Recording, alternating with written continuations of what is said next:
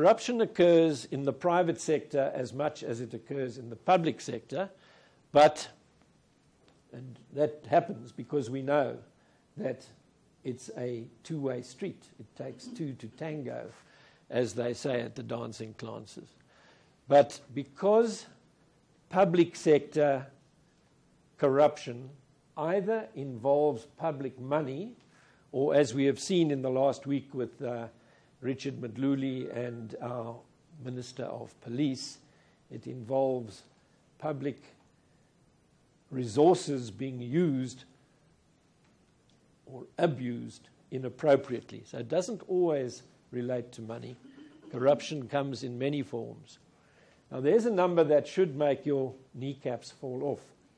It's not my number. It's a number that has been guesstimated by those who work in the field. It's actually an insurance company that has come up with that number.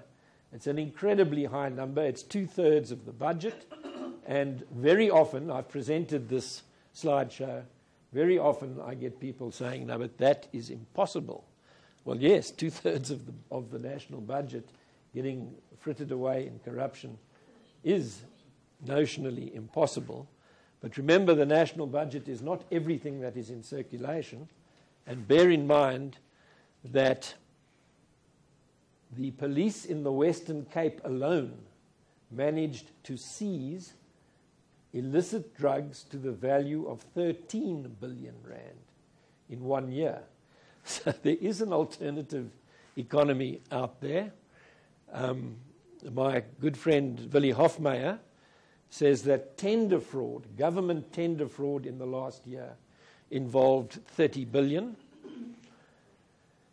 The bribes in the arms deals, according to Andrew Feinstein, who was an ANC member of parliament at the time, came to 2.1 billion rands, and the Brits thought they'd got off lightly.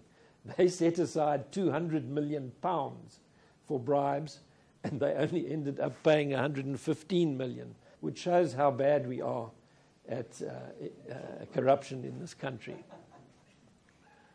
Now, the dividend that is payable to the ANC out of its involvement in the Hitachi Power Africa Eskom deal for boilers in our new power stations has been estimated by Professor William Gumede of WITS at 5.7 something billion rands. That makes the arms deal look quite amateur, really.